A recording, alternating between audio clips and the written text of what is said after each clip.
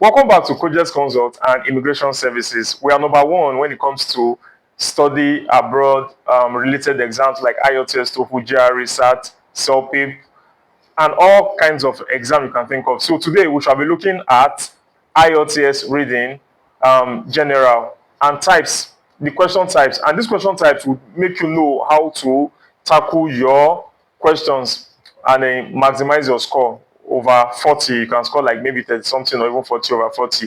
Now we know that the IELTS reading has two parts. The IELTS reading has two categories. We have the academic and then the general. The general, and just like the academic, it has three sections: section 1, section 2, section 3. Now, section 1 is basically about general stuff. So that's why they call it general. And then from basic daily things to advertisement, newspaper reports, and all of that. And it could have 2 or 3 or even sometimes 1 section. So you could just have a short passage or maybe advertisement section, and then they'll ask you questions on it. And then section 2 is similar and related to section 1, but a little bit more fleshy. The passages now, if you have passages there, they are a little bit more voluminous and then, and a little bit more difficult. And then section 3 is on the academic level. This one is about 700 word passage, and it is the most difficult. And the total number of questions from these three IELTS sections will be 40. So it means for section 1 it could be between 12 and 14, section 2 between 12 and 14, section 3 between 12 and 14. And now there are question types. So knowing your question types would help you a lot. Now for the question types, we have the multiple choice questions, which is popularly known as OBJ. We have the identifying information, we have the matching information, we have the matching headings, we have the matching features, we have the matching sentence endings, we have the table completion, we have the sentence completion, we have the short answer questions, we have the summary completion, we have the note completion, we have the flow chart completion, and we have the diagram label completion.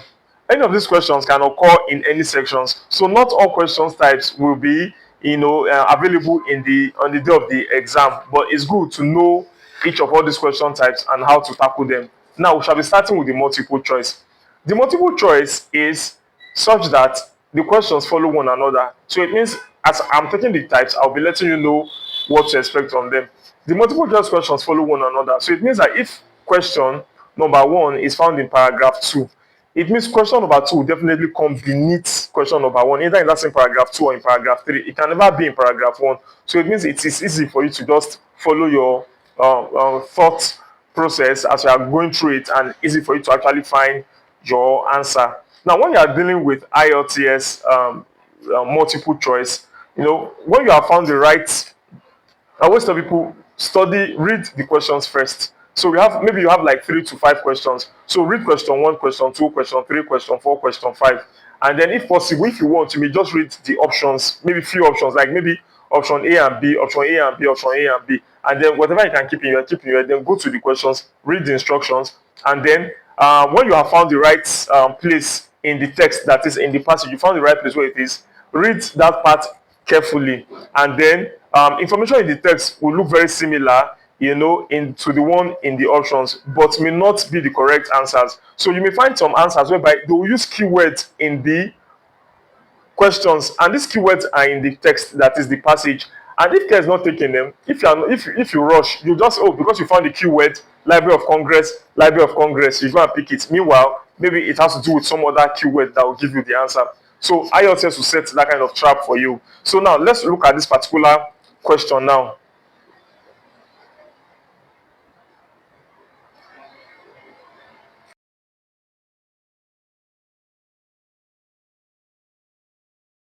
So in this situation, the correct answer is D. And the question is, what was the reaction of the people of Western to the meteorite? And then there is option A, B, C, D. Some persons may want to go for the wrong option, but the correct answer is option D. They hoped that it might change their fortunes. Just see it now. So if you go through this very well and then you do not understand it, you may pick the wrong answer. But I would like to let you know that the last multiple choice question in the set of questions may focus on the text in general and test your overall understanding. So it means if you have like 5 questions now, the last one is always about your overall understanding. So question number 1 may be related to just paragraph number 2. Question number 2 may be related to just paragraph number 3. But the last one would ask that what is the primary belief of blah blah blah. The primary belief of blah blah blah will run through. You have to read the whole text to actually understand what the primary belief is. And if you check very well in this passage here, the highlighted words in the text show where you can find the answer. So option A is incorrect because the text says that they ventured into the street after the loud bang. That's what the passage said. Option B is incorrect because the people went back to their homes to protect themselves, fleeing back to safety.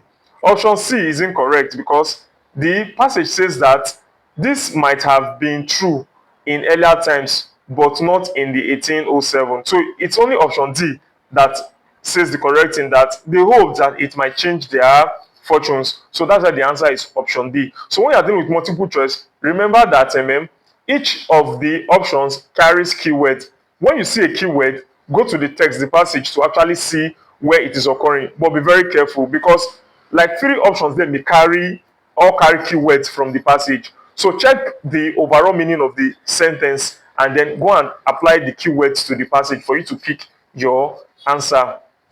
And also, what I always say is that sometimes once you see an option and the option is not even, I always tell people at times that if you see some options, because there's one part of IELTS that is called identifying information, whereby you have true, false, not given. There are some options you just know that, no, this option, even with respect to multiple choice, you just know that this option was not even stated at all. So it is not given. Just rule it out, strike it out, and focus on the ones that are there. Even if the keywords that appear in that type of option, throw it away. Now let's move on to the next part, which is identifying information.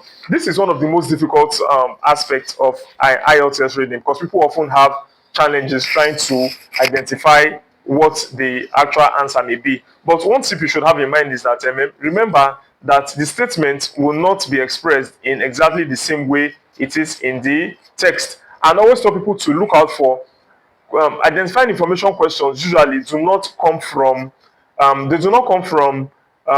your understanding of a whole paragraph or the whole essay. They come from just words. So just part of the paragraph. If you go to like maybe line 3, line 4, you just see a word that is used there. Maybe they will say usually rain falls. Usually rain falls when people are around, something like that. Then you could now find in the question, people are usually around when rain falls, something like that. So that usually in the first one may apply to rain, but not apply to people. And then because you've seen the word usually, you just think the answer is true. So be careful. There's a trap there. In my other classes, I will bring one particular example we have in one IELTS material where they use that word usually, and then many people went for it just because they saw usually, and it was a trap. So in this particular one now, you will see that you're expected to either pick true, false, not given. It is true if the particular word or the statement conveyed in the question is stated exactly as it is in the passage. Of course, you could use synonyms, so be very careful not to mix it up. So you could find arrive and maybe get there is what you now see. They are the same, so you say it's true. And then not false is when what you are saying there is actually still stated, but not exactly stated like that. They may say the lecturer came to class with blue and red pen, but used only the blue pen. And then they will not say in the question, they will not say the lecturer used the maybe they said use the blue pen in the text. Then in the passage, you not see in the question, you not see use the red pen. Definitely, we know the lecturer used blue pen. Then we will not say it is false. And then if they now say maybe that's what they said. The lecturer usually comes to class, uses the blue pen without using the red pen, and then after the class he leaves. And then they now say when the other lecturer, they will now say other lecturers use preferred blue pen. That one is not given because nothing talked about other lecturers in the passage you read. So that is how that one is. But sometimes I know it is it could be very tricky, so one has to be careful. But one tip I would like to give you is that underline the keywords in the statement, as you know, this may be helpful when you are trying to locate the information in the text. So in this particular statement now, the keywords are swimming pool and closed. So look at this passage now, and then the question is, if there are not enough people at the holiday park, the swimming pool might be closed. So is the answer true, false, or not given?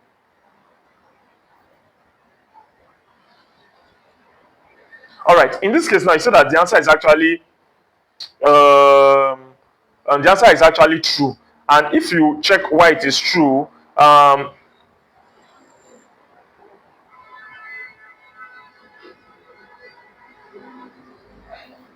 so you will see that in the passage, it's actually stated that if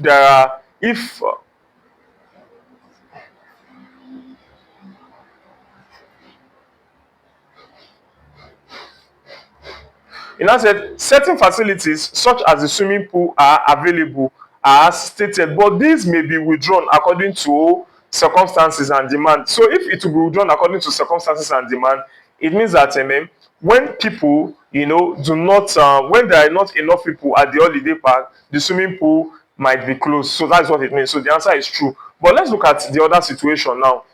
So, and for this one now, we are dealing with okay, let's just look at it. If the statement neither agrees with the information in the text or it does not contradict the information in the text, the answer is not given. So not given is the answer because it is not found in the text. And if you are deciding whether the answer is true or false, make sure the fact is actually in the text and not in just your assumption. So if we look at the second example now, they said the number of dogs is restricted to one booking. What is the answer? True, false, or not given?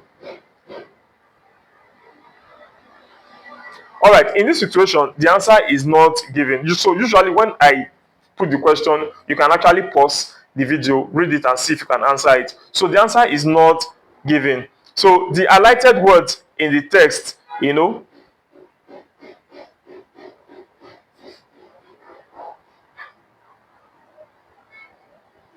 so we can see that the highlighted words gives information about dogs at the holiday park. Although it is true that a limited number of dogs are allowed, in as we can see in the passage, the text does not say that the maximum number of dogs per booking is anything. So it did not tell us that the maximum number of bookings is this. So as a result of that, it is not given for us to say the number of dogs is restricted to one per booking. That's going overboard. It is not stated there. And so do not assume that you know the answer from your own general knowledge of the subject. That is that. So reading question type number 3, matching information. Now underline the keywords. When it comes to matching information, underline the keywords in the question and then look for words with the same or opposite meaning in the text. Remember that the information in the question will not be expressed in exactly the same way as in the passage or in the text. So this one is also very tricky. One has to be very careful. And in matching information, what they'll simply do is that they'll give you a number of questions. Question 1, 2, 3, 4, 5. They'll make statements there. And then they'll give you a passage that has about maybe 8 paragraphs. They'll not tell you that's question number 1. Which paragraph has that information? That's what we call it matching information. So you are matching the information in the question to that in the paragraph. And they will not just give you word for word. For instance, now you may find somewhere where they will say both yeast and bacteria are used for blah blah blah blah blah. Then in the passage, then in the question, you could now say 2 materials. Both is 2. It could be binary. Do you understand? Materials. If they say yeast and bacteria can be used for something, then yeast and bacteria can actually become a material to something else. So you see now synonyms again. So in one of our previous videos, you go and see IELTS reading synonyms. That is the types of synonyms that you can have. So it's not just the kind of dictionary synonyms you have alone. There's synonym by association also. There's synonym by implication. And then at times they use opposites. If they say there are other materials that are used, then in question they will now say not it is not only. If they say it is not only, then then there are other materials that are used in the passage would mean the same thing with it. So don't expect them to use word for word for you, because they will never do that. Now let's look at this particular short two paragraph passage, and then we'll look at the question. Now the question is, which paragraph mentions the following? What to take to the station office if you lose your rail card? Now, if you check very well, you see that the answer is A. And why is this A? The answer is clearly in paragraph A. Lose is a synonym for mislay or and you should, and should you is a more formal way of saying it. If you, so in the statement, this refers back to the leaflet receipt, which is what you need to take. So paragraph B is incorrect, as it tells you what to take to the station office if you want to renew rather than replace your rail card. So that's why the answer is paragraph A. Because paragraph A is one that has the words we need. So now we still want to look at another one, matching information. And another tip I would like to give here is that when this task appears in section 1, there may be several short texts which have a common theme. They will contain similar information, but there will be some small differences. So you will need to read the text and questions carefully and check your answers.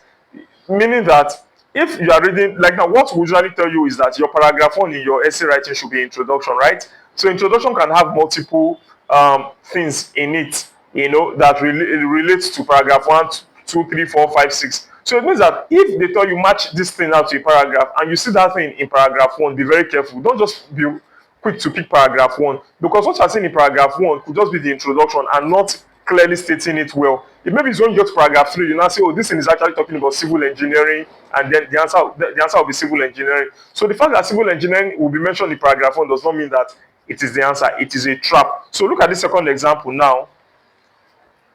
The question is, for which restaurant is the following statement true? This paragraph ABC, dining out in Sydney. So the building in which the restaurant is situated was originally used for another purpose. So if you look at this very well now, the answer is B, right? Now B is correct because it states that the building was previously used as a warehouse. Former, that's why you see the word former has a similar meaning to originally used for. A is incorrect because it does not say the new premises were ever used for anything else. C is incorrect because the building is still an art museum, so with a restaurant. So that's why C is wrong. Now, the next one is matching headings.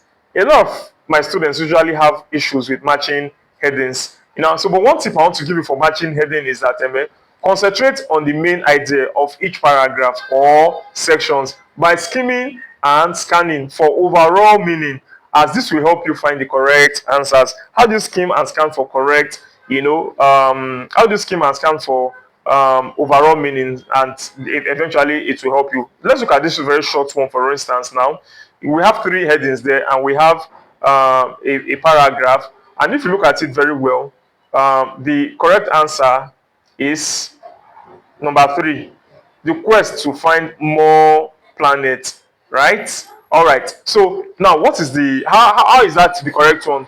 So you can see in the passage where you find the answer, right? So heading high or 1 is incorrect because it is focusing on one specific details rather than the main idea of the paragraph.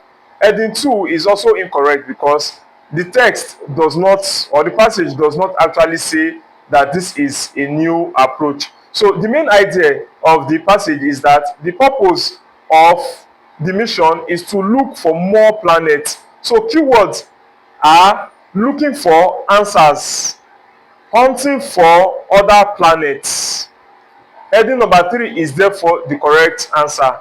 So one tip I want to give you is that remember, there will always be extra headings that you will not need to use. So in the end, be very careful not to bother yourself with everything, because some of them are definitely just there for distraction. So let's look at the next one now, matching features.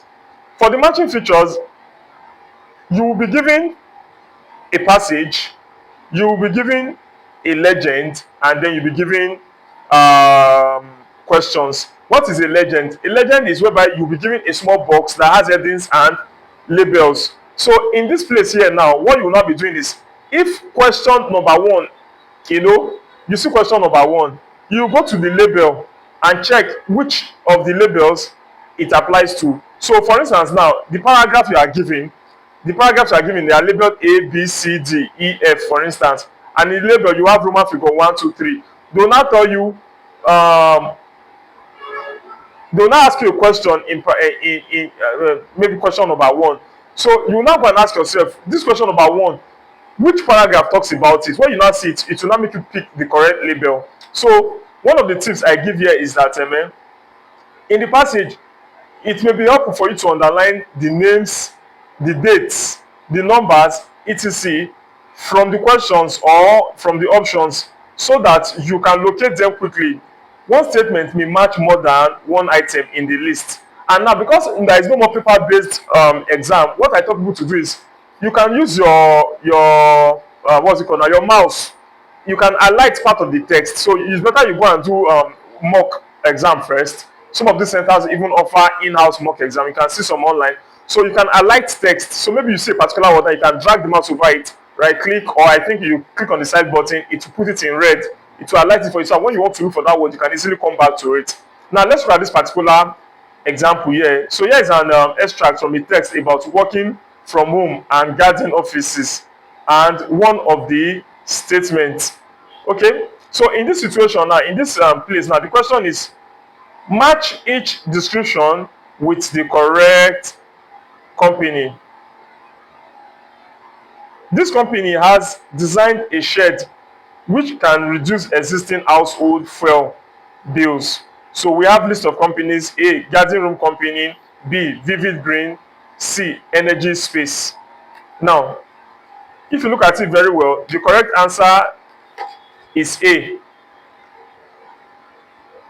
So it shows you where you can easily find the answer. The shed designed by Energy Space has roof panels that generate energy which can be used in the main house and so reduce bills. Note that in the text, the word energy is replaced by fuel in the question. So energy is used in connection with vivid green as well, but the company focuses on low energy products and eco-friendly construction. Garden room company A does not have a focus on reducing energy bills. So as a result of that, A is also wrong. So the statements do not follow the order of the text, but the options A, B, C, D, for instance, So the answer is C there. Now the next one is table completion. Now table completion could be very, very tricky, because we also have it something like that in listening. And I always tell my students to be very, very careful about it, because sometimes it could just be a time waster, especially for listening. So when you have the table, we have the rows. This is rows. Rows. Why these are columns?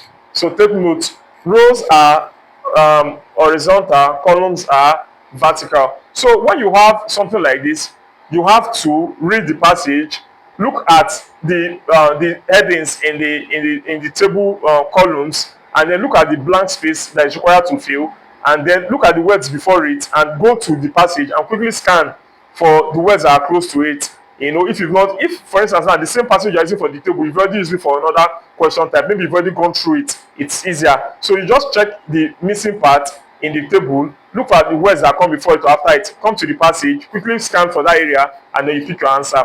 So one other tip I would like to give is that look at the headings and the keywords in the table and scan the passage for them.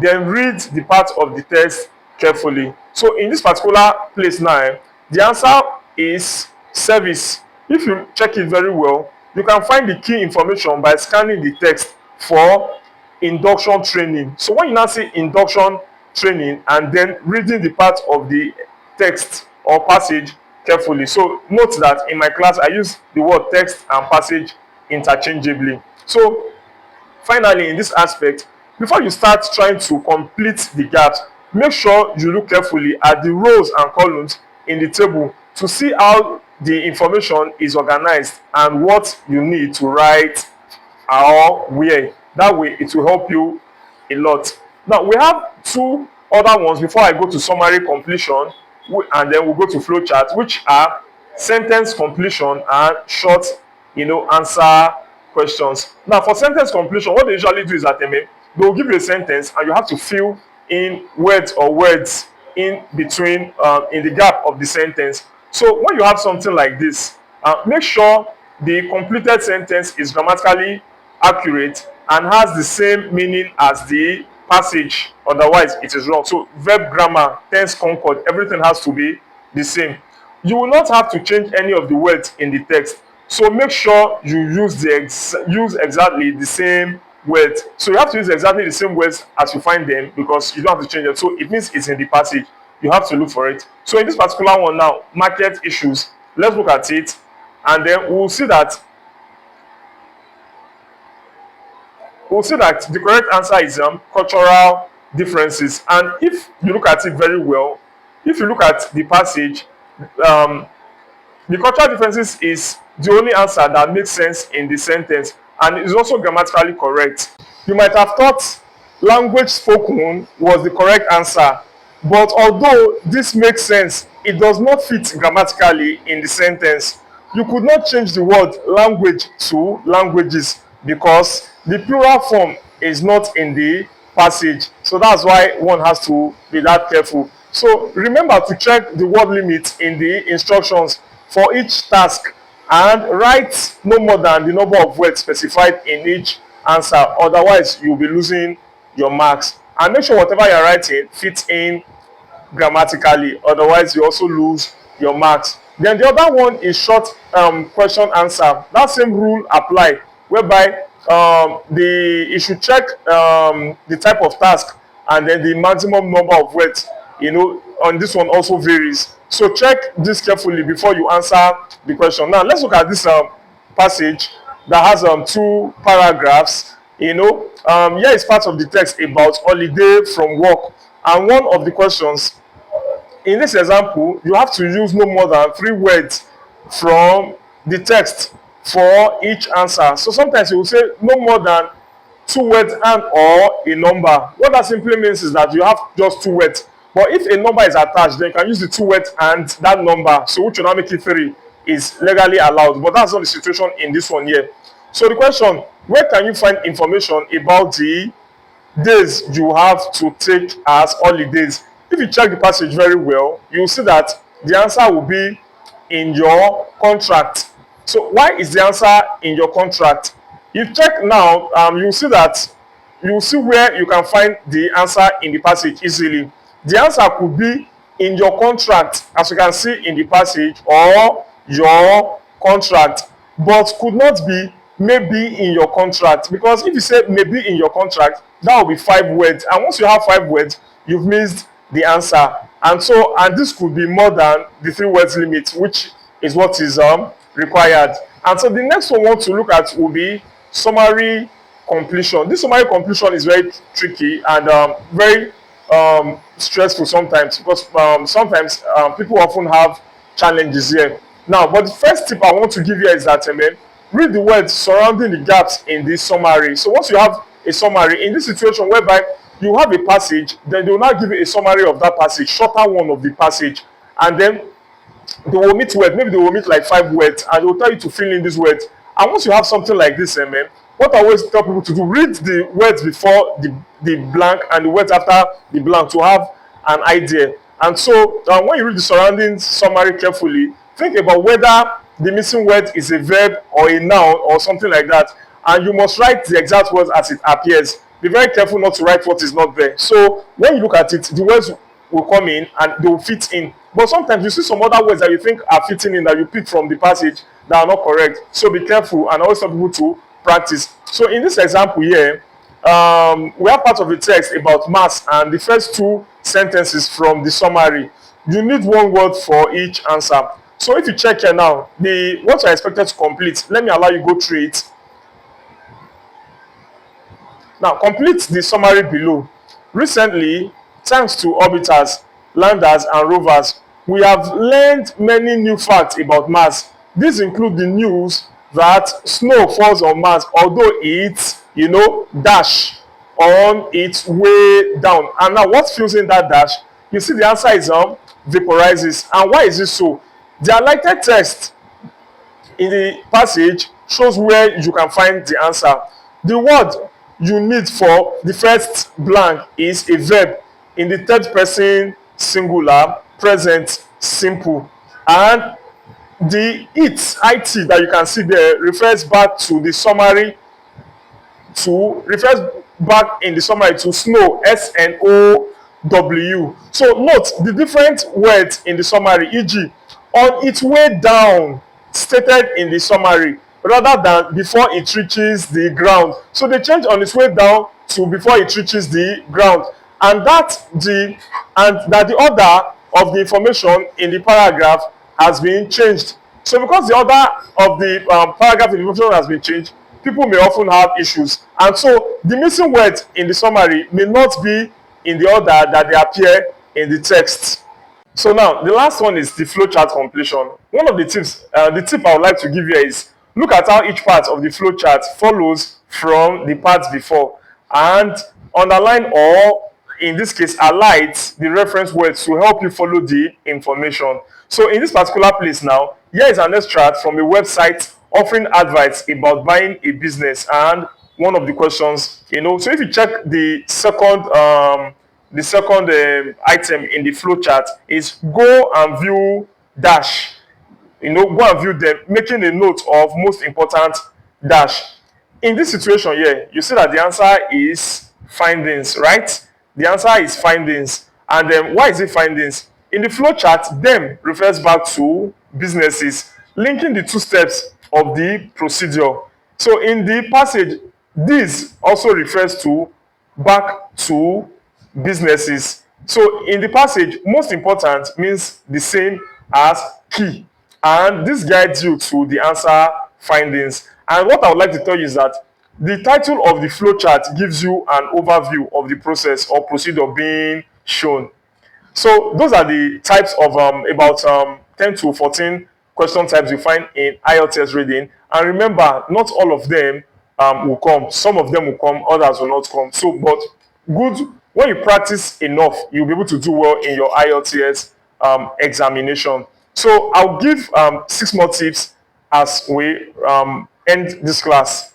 General tips for reading. Number 1, if you're unable to answer the question, move to the next question rather than spend too much time on it, because IELTS general reading is a time waster. You have more